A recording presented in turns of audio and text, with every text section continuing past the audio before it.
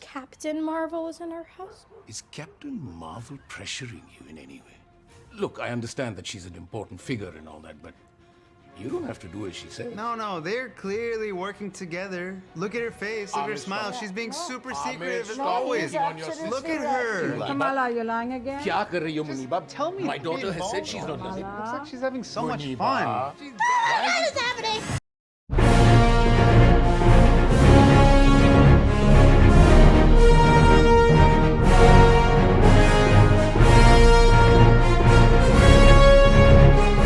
Hello, everyone, and welcome back to the Multiverse Fancast. Don't forget, if you guys are listening to us on the go, you can find us on Podbean, Apple Podcasts, Spotify, iHeartRadio, basically anywhere you get your podcast. You can also find more of our content on our YouTube channel. Just make sure you like, comment, and subscribe while you're there. Or if you're here right now, awesome. We love you. Thank you. But as always, I'm one of your hosts, Paul. With me via the Zoom studio is Ronnie. Ronnie, how are you today? I am doing marvelous. How are you? Marvelous. I see what you did there. I'm already upset with it. But anyway. So for those of you guys who haven't been able to determine from the title and Ronnie's poorly placed pun, today we are finally, after months of telling everyone that we were going to do it any day now, we are going to do our review of Marvel's The Marvels. Do you know how hard it was to YouTube scenes for Marvels? I'm sure. I kept typing in best The Marvels scenes or best scenes from The Marvels, and it would just show me like a bunch of compilations of other Marvel movies. And it was... Well, this episode is delayed because the movie was delayed. So we just wanted to like kind of go in unison with it. They delayed it by a little bit, so we delayed it by our episode of it a little bit. Well, and also it just came out on Disney Plus about, 2 weeks ago? So yeah, something like that, yeah. According to the box office numbers, not a lot of people went to go see it anyway. So some people were watching it on Disney Plus like us for the first time. So we don't want anybody to be spoiled, obviously. Yeah, and you know what? We wanted everyone to get it on Disney Plus because we knew people didn't go see it in the theaters. So. Oh my God, it's unfortunate. But anyway, we are going to start off though with a little bit of news. There's not too much because obviously things are still picking up from the writer strike ending. But let's go to the DC side. So first and foremost, I want to hear Ronnie's thoughts on this. It was recently confirmed by members of the Superman and Lois crew, like producers, and I forget who exactly said it. It was the CW's Brad Schwartz. Excuse me, I had it written down because I'm professional. Said that the reason Superman and Lois is ending with its fourth shorter season was not production costs as originally speculated by everyone, because it is one of the more expensive CW shows, but because Warner Brothers did not want two Superman properties going on at the same time to confuse audiences. And immediately upon reading that, I went straight back to Smallville, where they were not allowed to use anything Batman or Wonder Woman related. They weren't allowed to show him in the costume because they didn't want people to get confused, even though Superman Returns came out while Smallville was going on. So what are your thoughts on that? So I do have a thought. I have two thoughts. Either the new people in Warner Brothers thinks fans are stupid and can't associate TV from movie, or we might be getting... I always forget who plays Tyler Hoechlin, right? Tyler Hoechlin. He's literally on the wall behind me. Yes. To my left, right. If he's going to be making an appearance in the movie. Absolutely not. And that's why they don't want the show to continue, because he's going to be in the movie. Then I can kind of understand, so they must be connected somehow. That's my theory. I think I'm leaning more towards my first theory, that WB thinks fans are stupid. Well, don't forget, we thought that theory for the Flash movie, and we were proven very, very, very, very, very wrong. But also, it's so weird because we just had Crisis on Infinite Earths, both in the Arrowverse, and then more recently they did their animated movies where Jensen Ackles plays Batman, and Darren Criss from Glee, he's Superman. Yeah. So part 2's coming out soon. The trailer just released, and like, we get it. They just had all three Spider-Men in one Spider-Man movie. Like, we get it. The fans understand. The general audiences understand. It's okay to have two separate properties of the same character. In all honesty, Superman and Lois was one of the better outings, and they separated it from the Arrowverse almost immediately. Like season 2, they were like, "Oh, it's not really part of the Arrowverse." Yeah, Wink. we're not like 5-year-olds. You know, we understand TV is TV, movie is movie, unless they purposely connect them. Yes. You know, if there's no connection, we go, okay, so it has nothing to do with Superman and Lois. It's its own universe. We're not 5 years old where we're like, great, that's not Superman. No, that can't be right. I don't know. Like we're at that point where obviously they want to do their complete clean break, and I'm Yeah. for it. I really am. Like, but at the same time, Superman and Lois was a fantastic show, and I can't wait for the fourth season. It ended with such a great cliffhanger, and like Tyler Hoechlin and Billy Tosh, I think is Lois Lane's name. Like they kill it. They're fantastic together. It is a shame. But let's do some more Superman related news because I'm hosting and you don't have a choice. Anywho, so recently he released her nameplate from her script and it has the Superman logo on it. Now, this has not been confirmed to be the logo, but unfortunately, this got out and it's the Kingdom Come Superman logo, which was made famous by the storyline Kingdom Come and then more recently portrayed in real life by Brandon Routh when he portrayed the character again in Crisis on Infinite Earths. So I have no problem. I like the Kingdom Come logo. It's just weird that it's like a newish Superman. And Yeah. so I don't know. We'll see what it is. Yeah. They just started filming, so there is going to be a leak of the suit, just like there was a leak of Supergirl's suit for the Flash. It's gonna happen. I'm just gonna wait patiently. I never go by the leaks. I never go by the set photos. No, because they're not touched up. They're not They're like the basics. They don't give it the full color, or depending on who it is, like that animation to the suit too. It's also lighting. It's also post effects. Like Daredevil just got his suit revealed via set photos, and there were other set photos, but I don't want to spoil anything for those of you guys who haven't seen it. But Daredevil's suit is a much brighter red now, and I don't have a problem with it per se. And again, I want to see what it actually looks like on screen in action while it's doing things. Like that, I learned that lesson years ago on Smallville when they first released photos of Dr. Fate and Stargirl, and they looked doofy. But then the actual episode comes out where they're in it, and it was fantastic. So I don't put a lot of stock in that sort of stuff. No. But speaking of actors who put stock in other things, Dave Bautista, the man, the myth, the guy that we really do enjoy for the most part, who should have been Jaws in that one James Bond movie he was in. But anyway, so he is lobbying hard to, just like Alan Richardson is lobbying hard to be Batman. Dave Bautista just posted a picture from Boss Logic, which is a very famous like fan art type style of him as Bane. And I would be okay with that? Question mark. He has the look for it. We haven't. I know he's done other movies outside of the MCU stuff. Right. I just haven't seen any of that stuff as far as I can remember. So we've only seen like a comedic kind of side to him. Right. So it'd be interesting to see how he pulls off Bane, because Bane is stoic. Bane is, in a way like straight-laced, kind of. He's also very smart. Like in the comics, he figures out Batman's identity. Like he figures it out. Like he's smart. Yeah. So like the reason he broke the bat in the comics was because he had this elaborate plan about letting out all of Gotham's inmates and having Batman tire himself out trying to catch them all in a single night. And then he jumped him in the Batcave. Like, no doubt you're gonna win. Come on. But I don't know. Like I could see it in the Bond movie. He does play like sinister almost, but he doesn't talk. I don't think he has a single line in the Bond movie. Oh wow. Yeah, but I forget which one it was. It's Spectre. He's in Spectre. The newer one. One of the newer ones with Daniel Craig. Yeah. But not No Time to Die. So staying on the DC train, I promise we're almost done.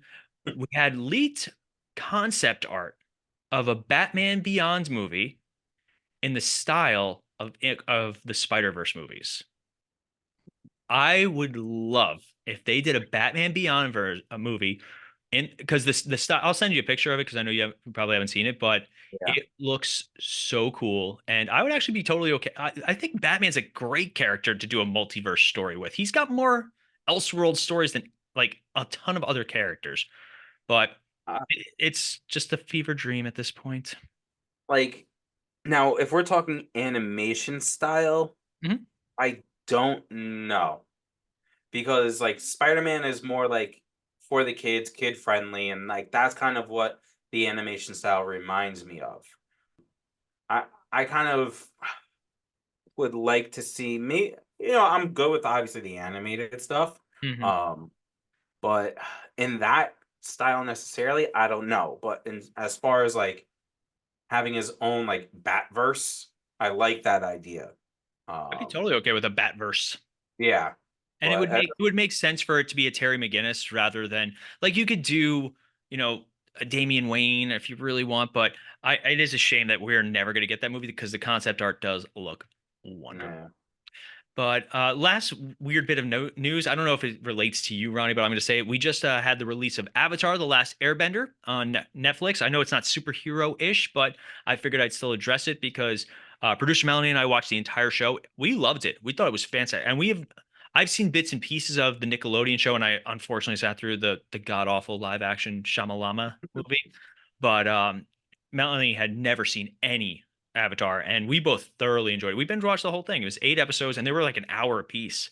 So I Is don't know. it live Did you? action? Yeah, totally live action on Netflix. It's Oh, really worth the watch. But the critics are ripping it apart. I think it's got like a 60%, maybe a oh little bit wow. lower. But the audience score is good, and the numbers are really good. So I'm hoping for a second. You've never watched Avatar, right? I have never watched it. A lot of that like Japanese anime kind of stuff isn't really my cup of tea.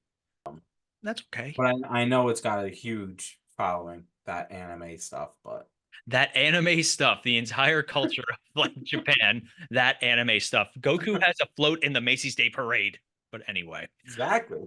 All right, so that's going to pretty much get us on most of the news. I'm sure we missed one or two things, but that's okay. We're trying our best. So here we go.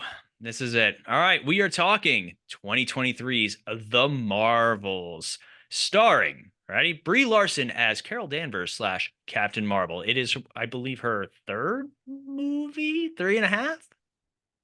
What we got? Endgame? Endgame. Her movie. Her movie, and she cameos in the end credit scene of Infinity Yeah. War. I think. Yeah. Yes. So yeah, we have not seen a whole lot of her. And initial thoughts before we go into the actual story of Carol Danvers. So, initial thoughts of her character. I like her character. They kind of, you know, nerfed her and then they kind of brought her back down to life in a way. Obviously because it was kind of more in her movie like an origin story. Meanwhile, we already had her all superheroed up. But I mean, she's good character. She's grown on me from, our first introduction of her where a lot of people didn't really like her, but she's gotten better. She's definitely not the star in my mind of this movie, her movie, because it's See, technically her I think movie. that's also why they called it the Marvels, because they realized that, like, unfortunately, Carol Danvers has had a very strange tenure in the MCU. Her Yeah. first movie was fine. We watched it. We enjoyed it enough. I've watched it once or twice since in its entirety. There are some Yeah. things I really like about it. There are some things that I still roll my eyes at. But I have both eyes because my cat has not scratched my eye out. Stupid. That's still one of the dumbest things from the Yeah. MCU. But the first movie's fine. It does exactly what it's supposed to do. It sets up Carol Danvers in the MCU, and it sets her up as a force to be reckoned with. Then Infinity War, you just have her for a brief cameo. We'll leave it. Endgame Mhm. rolls around and they tout her to be Yeah. this powerhouse in the MCU. She's in the first like 12 minutes and then she disappears throughout the movie. And I'm fine with their explanation. Like she's a cosmic superhero. She's out Yeah. dealing with the same problems that Earth has during the blip. She's dealing with outside. Okay, I can get behind that, right? I would like to see a little bit more and see what she's up to, but that's fine. Yeah. And then she flies back to Earth. Not only does she solo Thanos' entire spaceship, not only does she blast through his entire army, she goes one on one with him to the point where the headbutt scene where he headbutts her and nothing happens. It's still one of my favorite scenes of all time. Yeah. But now in this movie, she got majorly depowered Yeah. with That's with no explanation. no. It's that's what I'm talking about. It's like you're they Superman her, in Endgame. And then they're like, all right, now you're back to being like year two, even though this is after, Endgame. but you're back to just learning your powers basically, and not being able to control them and be at full strength. I would have And been okay if they had used an explanation of like the bangle, like the first interaction she has with the bad guy, whose name I definitely remember, Darben. If they had during their first encounter, because when she fights like the bad guys, she holds it's like she does show her Captain Marvel. She's like throwing them around, like not even caring, not even trying. If yeah, it's shown during their first encounter that the bangle that Darben uses drains her powers, like then yeah, because it does absorb them, but if they had just said it's actually draining my powers, I have to be careful like how I use them, etc. That would have been, and then she gets her powers back fully at the end. Like that would have been a fine storytelling technique for them to explain why Captain Marvel, who destroyed Thanos' entire army and Thanos had to barehand an Infinity Stone just to knock her back. yeah, Like that's the same guy that they couldn't beat, like Thor couldn't beat. Granted, yeah, he was sad Thor. So, yeah. but moving down the list, we have from WandaVision, we have, I'm going to mess up her name. I'm so sorry. I hope she's not listening. Tano Paris as Monica Rambeau. Mhm. We talked about WandaVision. We've talked about Captain Marvel, the movie also, but WandaVision feels like it was so long ago at this point. It does. It feels like it was like 10 years ago. Thank God they did a lot of flashbacks in this movie. Yes, because I definitely kind of forgot Monica's story, to be Yeah. honest. And so basically, Monica Rambeau, she was in the first movie. She was a little kid. She's an adult now. She's an astronaut for Saber. And her abilities are she can manipulate the wavelengths of the magnetic spectrum. I really enjoyed her powers in both WandaVision and this. They were fun to watch. They were. She might have been my favorite character in this movie. Really? That's a bold strategy, Yes. Cotton. I think just kind of like her story in this, Mhm. and I'm not a huge fan of Kamala Khan. Oh, we're gonna fight. We're gonna fight on this one. We're gonna really fight on this one. All right. Let's finish talking about Monica Rambeau, and Okay. then we can talk about Kamala Khan. All right. Do you have anything else to say about Monica? No, I want to fight. No, all No. right. I will fight you. I will But fight you. again, like I think it was just nice getting her story again, because like you said, WandaVision was so long ago, so we kind of got her story in there, and it was crazy to see, especially, at the end of the movie, what I don't know if well, I guess we could spoil, where Full spoilers for the Marvels, guys. where she what we think she dies or Mhm. gets trapped, but later on we kind of see, wow, I'm drawing a blank. Hank Mhm. McCoy kind of And reviving her with her what she thinks is her mom there. ooh, I will give major acting props at that point. Like when she sees the same, obviously it's not her mom, it's a character named Photon, I want to say, but Yeah. or binary. That she goes, her name Yes. Monica Rambeau goes is actually Photon. Photon. But when she sees her mom or the variant of her mom and she starts breaking down, oh Yeah. god, major props. But Yeah. I still don't get why she couldn't do all of that from the other side of the wormhole. It might have been nice if they had actually had an explanation for that. Yeah, they were just like, I got to do this. Okay. Come over here and do it. Yeah. Do it on this side. Like, it was cool seeing the rift in space and seeing like Yeah. it's another universe. They exist, they coincide with us. Yeah. But, all right, here we go. Aman Vellani as Kamala Khan / Miss Marvel. I want to hear why you don't like her. I think it might have to do with her show.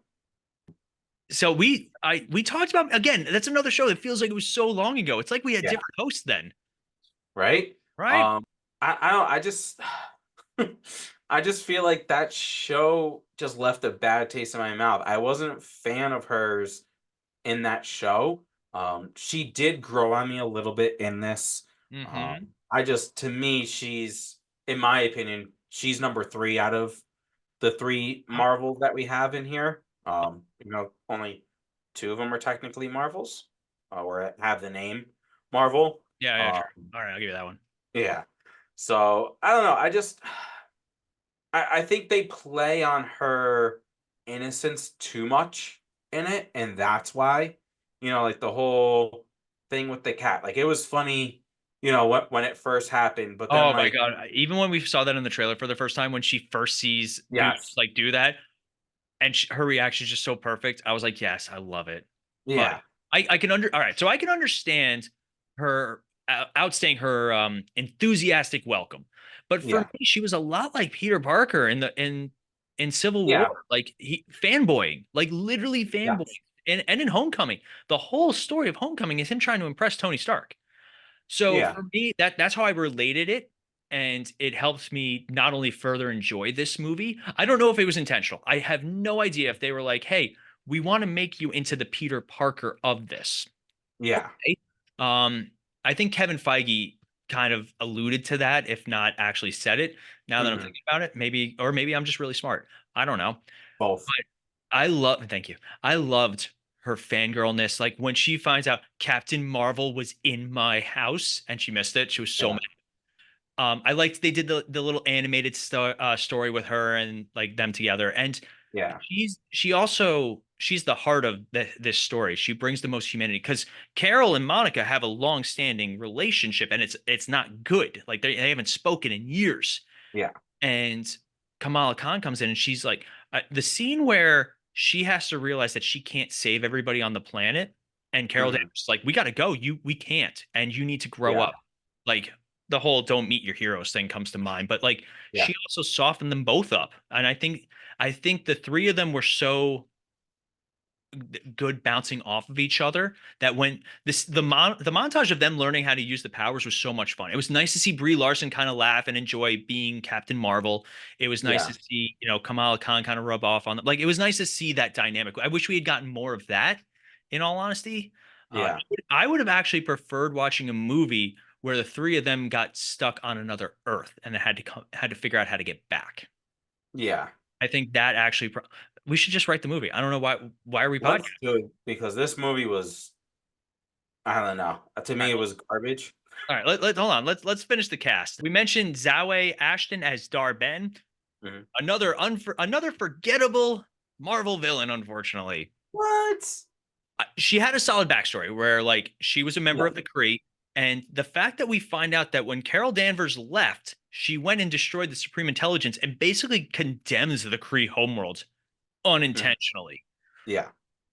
I did get annoyed where she's like, "Hey, I'll go save your world right now. Just like give me the thing." And she's like, "Okay." Yeah. She tries to kill Captain Marvel and dies.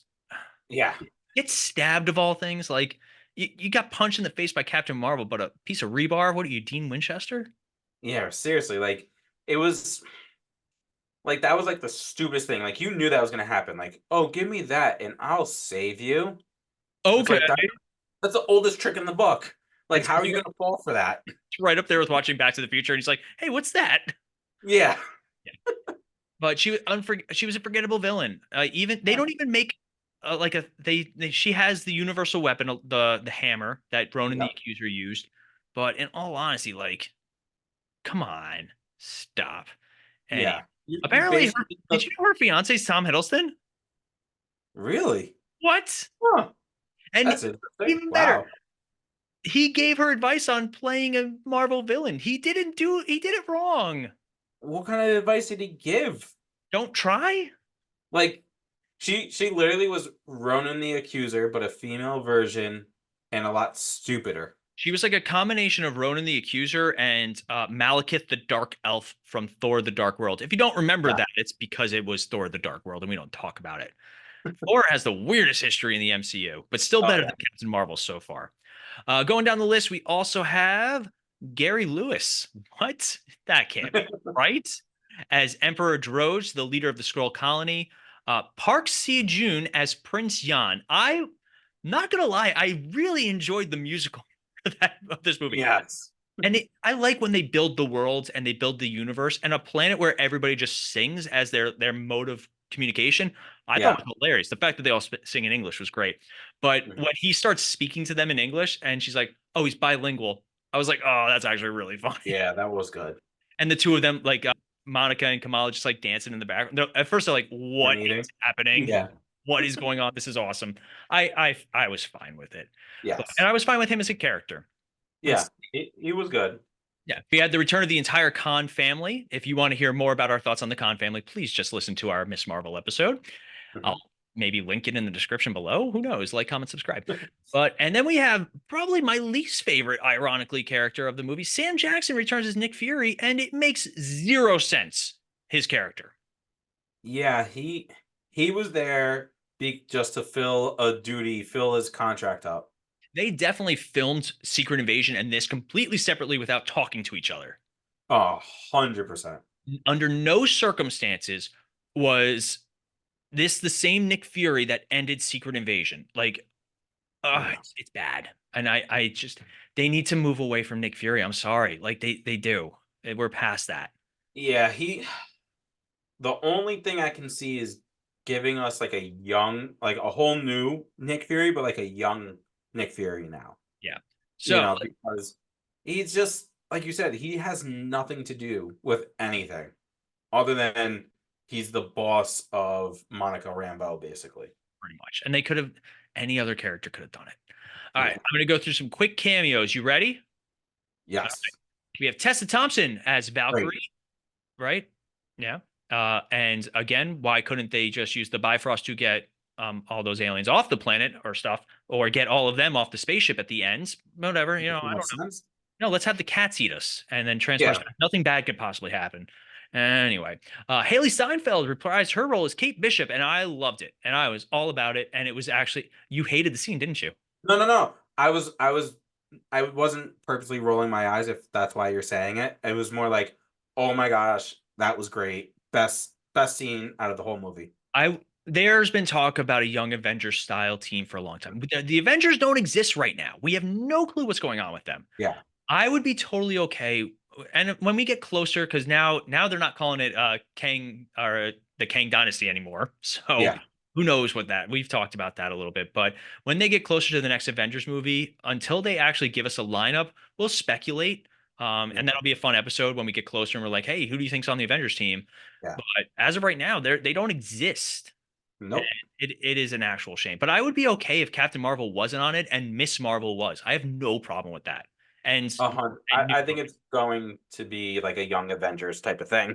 I would be okay though if it was Sam Wilson leading them as Captain America. Yes. I would be okay if it was Spider-Man. Let's see. Keep the Hulks out of it. I'm done with the Hulks, especially 100%. Hulk's kid, Scar. Oh, the CGI alone. Hawkeye, new Hawkeye, Kate Bishop.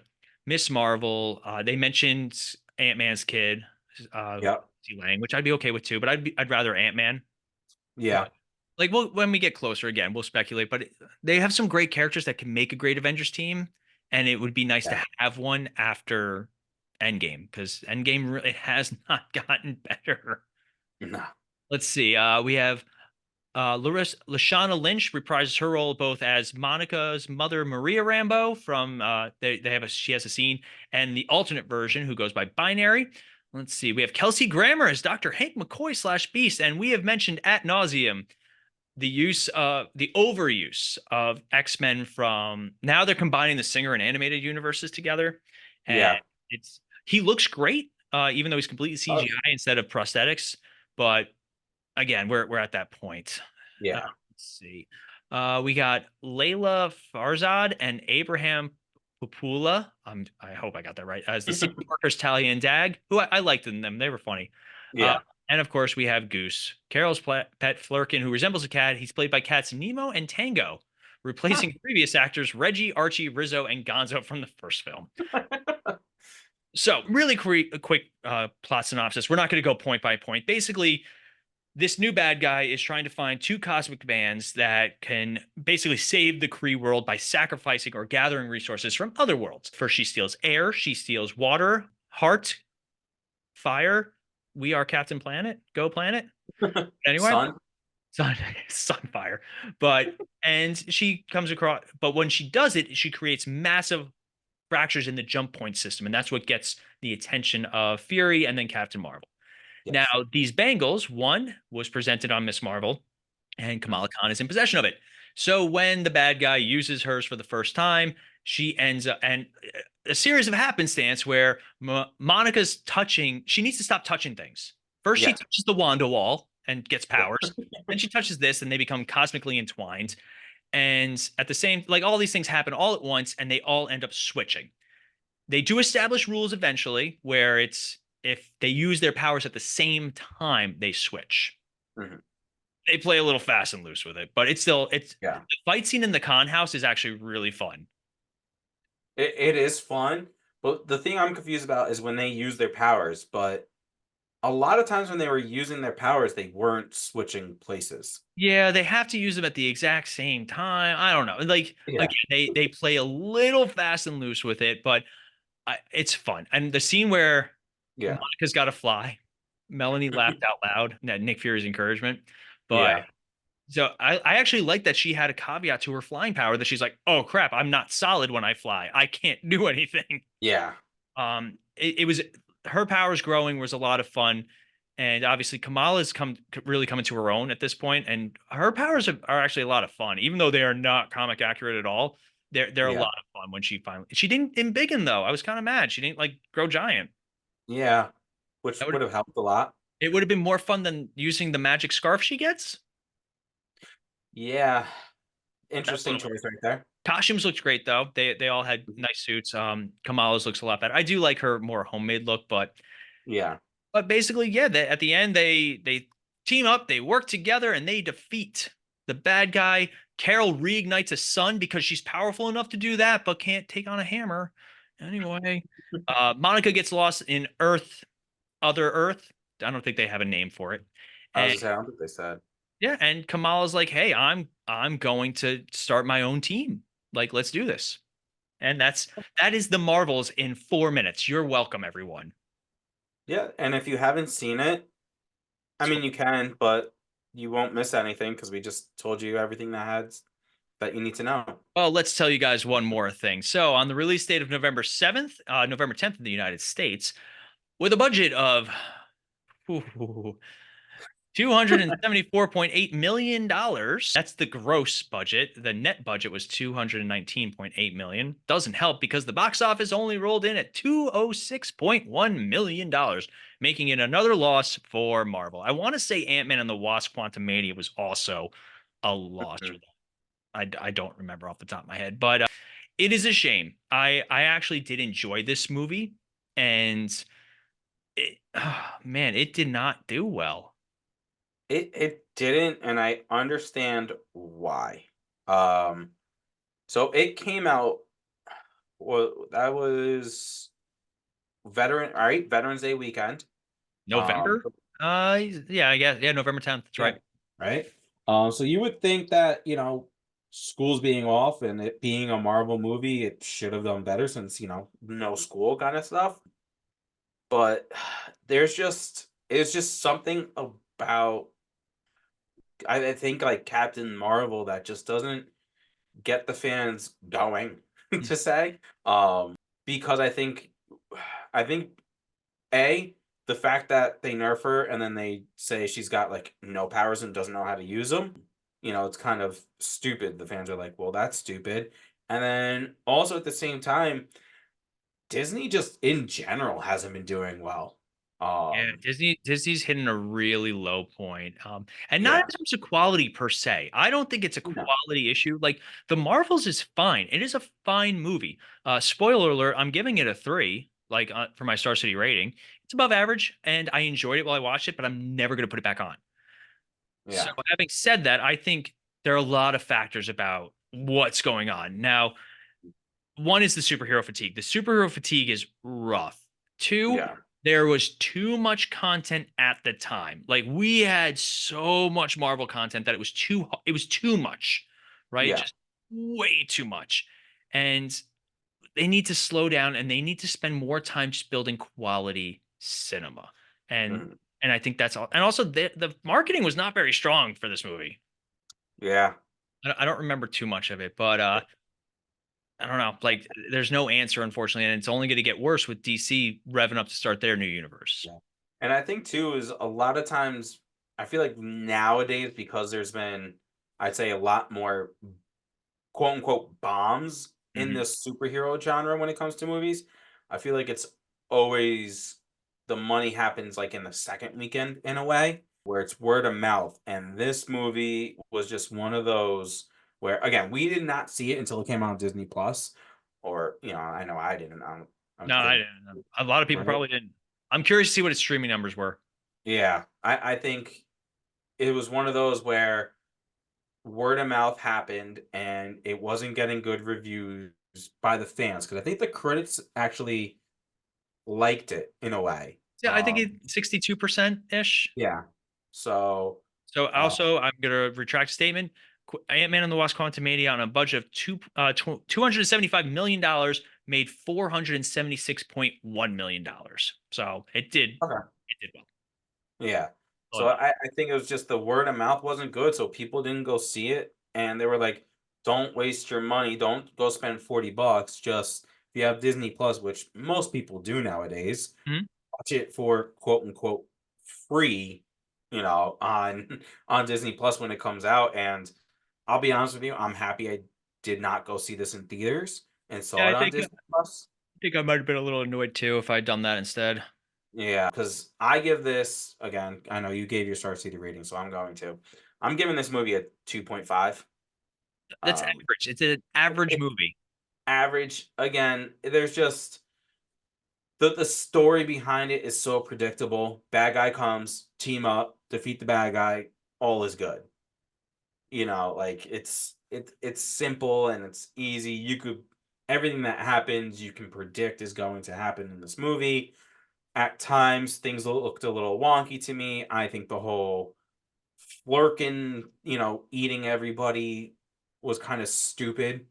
It was a unique way to get people off of the ship or whatever. But I don't know. Like, I think it was stupid the way it was done. But I don't know. Yeah, I just give this movie a 2.5. It's average. Everything about it is average. The characters, you know, again, certain parts, the acting was a little bit better than average, Oh but yeah. it is what it Again, is. the movie shine when the three of them were together on scene, just doing their thing, and I think Yeah. they should have capitalized on that a little bit more. But we Yes. would love to hear your thoughts, so make sure you guys go to our Facebook page. Let us know your Captain Marvel thoughts or your Marvel's thoughts in general, or just your thoughts on superhero fatigue. Also, leave a comment down below, like the video if you guys are watching this on YouTube. If you guys want more of our content, our website, themisfitfaction.com, is always a great source, so make sure you guys check that out. You can see some of our other shows like MF Uncensored and Cinematic Adventures. And of course, if you guys are listening to us on the go, Podbean, Apple Podcasts, or we're on every single social media network. One of our videos, I won't tell you which one, on TikTok went viral and got over 5,000 views out of nowhere. I'm not going to tell you which one it is. Yeah, I'm not going to tell you which one it is. It's very strange. I don't know why, but make sure you type in Misfit Faction on TikTok and let me know if you guys can figure out which video it is. But that is going to wrap us up for today. As always, I'm Paul, I'm Ronnie. and we'll be back in a flash. See ya.